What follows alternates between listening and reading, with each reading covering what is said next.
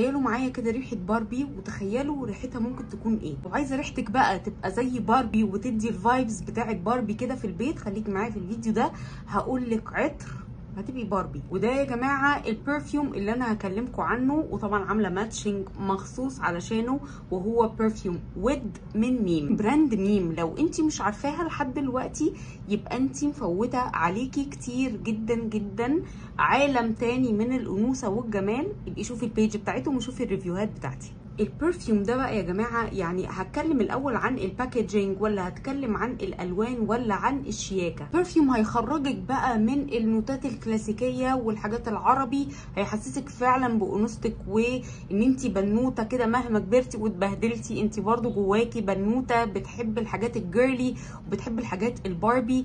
النوتات بتاعته بيريز وتحسوا كده ستروبيريز، وتحسوا ان هو فيه بونبون كمان، بس بونبون بقى غالي مش الحاجات الرخيصه. بجد هيعجبكم جدا جدا، واضافه لازم تضيفيها للكولكشن بتاعتك بتاعت العطور.